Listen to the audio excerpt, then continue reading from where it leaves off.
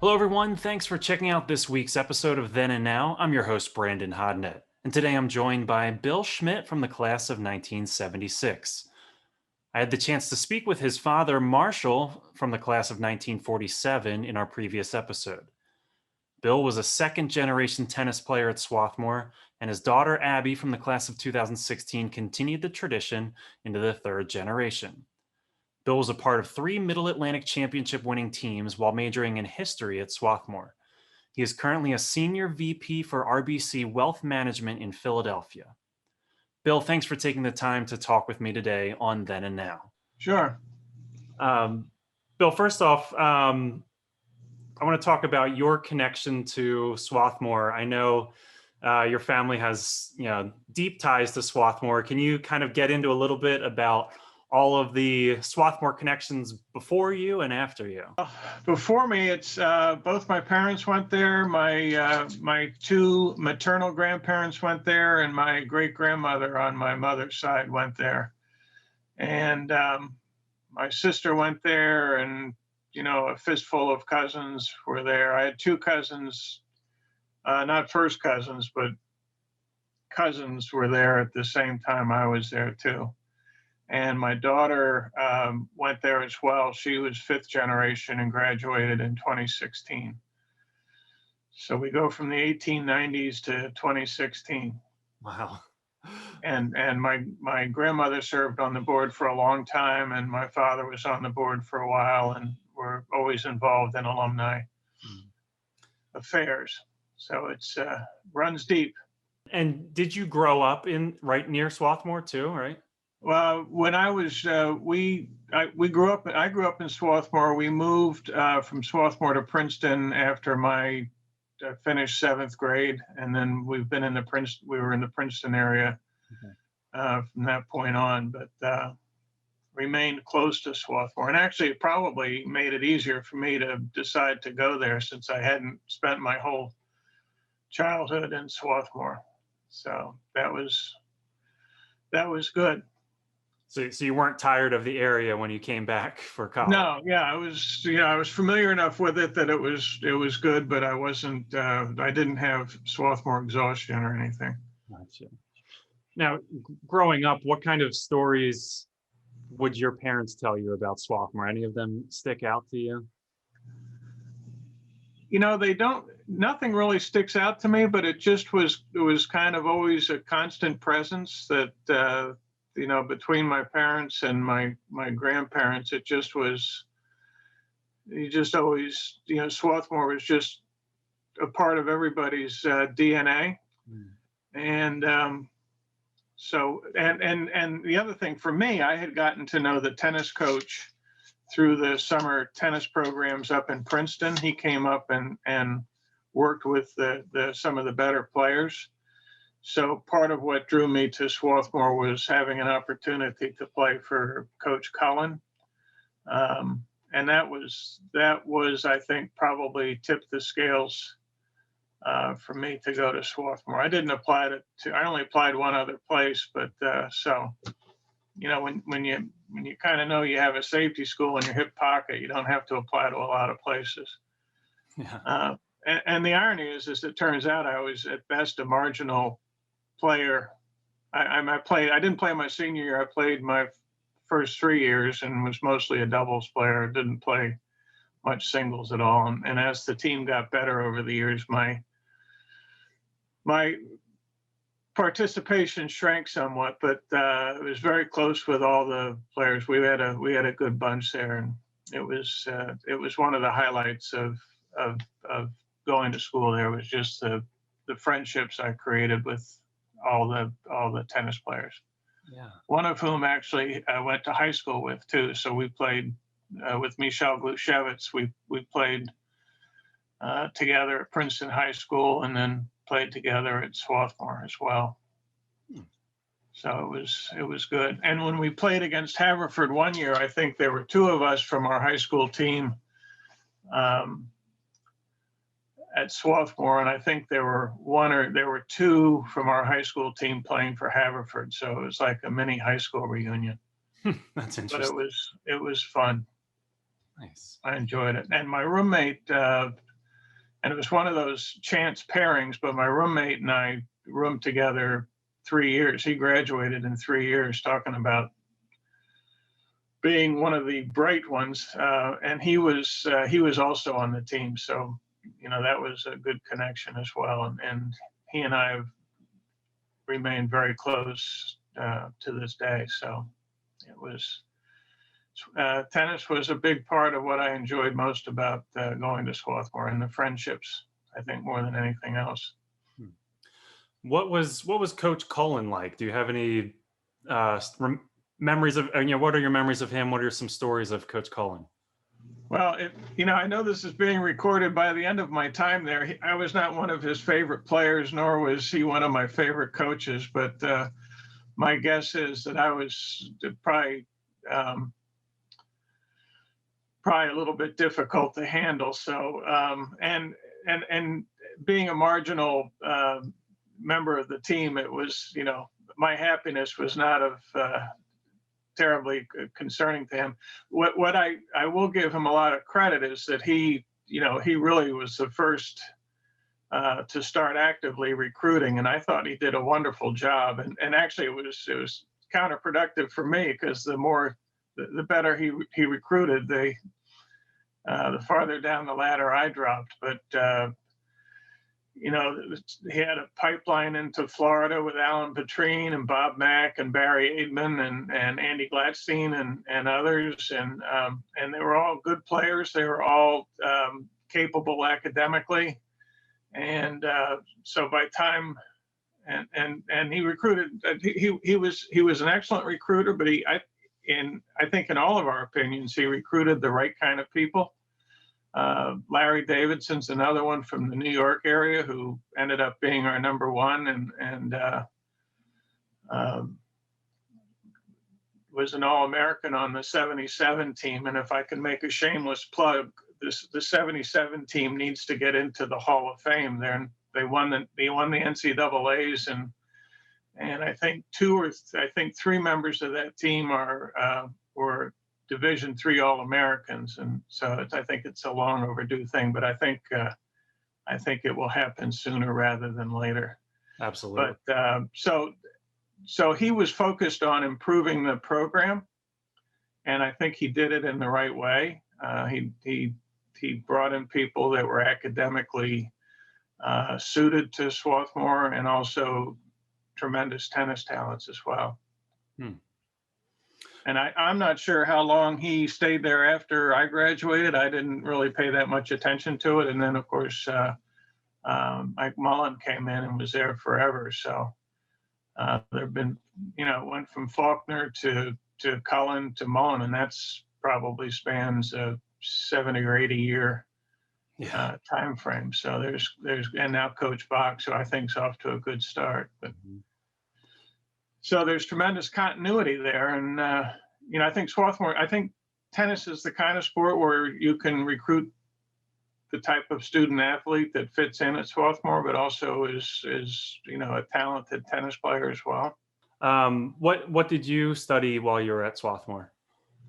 Well, it's mostly history and political science. I thought I'd be an economics major till I took intro to econ and realized that I was probably the weakest person in the classroom. But I always had a love of history and political science, and I didn't pick a major till the beginning of my senior year. And for history, you had to write a thesis, and for political science, you had to do oral exams. So I thought a thesis was much more suited for me. So I was a history major. What were some of your favorite courses or professors you studied?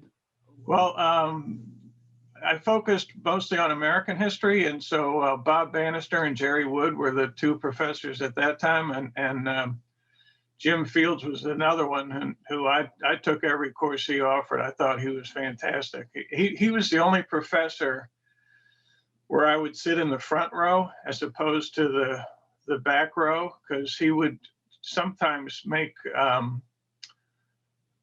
just side comments that really didn't pertain to his lecture, but kind of a humorous anecdote or something like that. And he would tend to say them in a quieter voice. So I wanted to be sure I heard them. So I was closer to the front. But I think I took probably every course those three professors offered pretty consistently. Yeah. What was it like being a Swarthmore student in the 70s? What was the campus environment like? Well, I think it was, well, we all had long hair for starters, and on campus, it didn't seem out of the ordinary to have long hair. But I do remember vividly when we went up to play West Point one year, walking, and this was, the Vietnam War was still going on at that time, and walking through their huge dining hall to go to a private dining room in the back, and there's 10 of us with long hair, and a couple thousand of them with crew cuts. It felt a little awkward, and kind of the same way at the Naval Academy, but not quite as much. But it was I think it was a little radical. It was, but I fit right in, so it felt right for me. That's good. And the interesting thing with Coach Cullen, he came here from West Point, so I think it was a little bit of an adjustment for him as well. I think I remember that we were asked to wear ties when we went on road trips, and I think a fair amount of us took our headbands and fashioned them into bow ties, which did not please him too much, but he got used to it, I think. Came to accept that you can't really bend the Swarthmore student too far, and you have to kind of accept the way they are. True. That's fun. So I know you said you played against Army and against Navy. Looking back at some of the other schools you played, I know there were regularly games against Penn, I think, and the competition seemed like it was pretty strong. It was strong, and Coach Cullen did a lot to to upgrade the schedule. We took a spring trip every year and went down through the South and played Virginia and UNC. And for instance, one year, I think it was my last year on the team. No, it must have been my sophomore year. But we played UNC, and the number 6 player who I played had been the number 1 junior in the country the year before. And there's me walking out on the court with this guy, and I knew I was going to get absolutely smoked. And but I won the first game, and I was starting to really feel less worried about getting killed, and then lost the next 12 games in about 15 minutes. But the competition, on the Southern trip, it was just really strong competition. And then I think during the season, Cullen over the years upgraded the competition, which was good. And I think that helped him in recruiting too, to show the recruits that they played a legitimate schedule. Yeah. After Swarthmore, where did life take you after that? It took me first up to New England, where I worked for Mark Harmeling, who had been actually the first real recruit. He graduated in '74, played number 1 for us. And he was working at one of the nice clubs outside of Boston. So I worked with him for a year, and then I worked at and ran an indoor tennis center for 2 years, and then after that got into the investment business, and I've been doing that ever since. So I've been in the Philadelphia area since the late 1978, I guess. All right, let me ask this first. What do you still play tennis at all? Does it? I did up until a couple of years ago. I've got some problems with my feet and my legs that preclude me from playing. But up until a couple of years ago, I was still playing a lot. Yeah. And what would you say was your favorite part about playing tennis, throughout your life?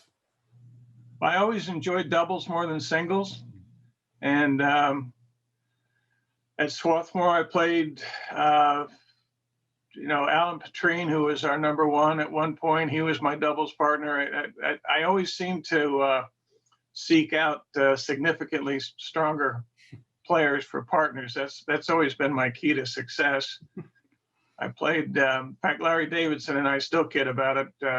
We played, and I think I can't remember if it was a tournament or a match or whatever, but I told him before we started that he was going to take every overhead, that I wasn't even going to look at it. And I played 1 year with Bob Mack, who was not your prototypical doubles player, but he was left-handed, I was left-handed, and we kind of befuddled the opponents to a certain extent, because no one's used to playing against two left-handers on the court at the same time. So that was fun. I always, like I said, I always enjoyed doubles, and being on the, a marginal player, doubles was all I was going to play. So it was a good fit for me. Yeah. I love playing doubles personally. Did you like playing up at the net, or did you prefer playing back? Or I much preferred the net. I don't like running around that much. So if I could get up to the net and just have them hit it to me, I was much happier with that. Yeah. And I had a decent volley, not a great overhead, but like I said, I would let my partner take care of the overhead. So, Bill, kind of in summary, what has Swarthmore meant to you? And maybe this has changed throughout various stages of your life, but if you could kind of summarize it, what has Swarthmore meant to you? I think the two things that have had the biggest impact on me are just the friendships. I'm still so close with my roommate. I'm still so close with my tennis friends. I'm close with other roommates over the years. I mean, 1 year I lived down at the lodges, and boy, that was tough. 5 guys sharing one bathroom it should not be allowed at any point. But the other thing, I think at Swarthmore you learn how to think, and that's always carried with me. If you prepare and think, and you can hopefully achieve pretty much anything you want to try to achieve. And I'm so happy that I went there. And the irony, of course, for me is that the tennis didn't work out as I thought it would, but I'm still thrilled that I went there. So. And I'm glad I played 3 years. I'm equally as glad I didn't play the 4th year, but it was just to me, it was a very happy experience. I mean, the work was, you work your tail off there, but and that's the other thing too, maybe, is at Swarthmore you learn how to work, and you learn how to think, and they've stayed with me throughout. That's a really good takeaway.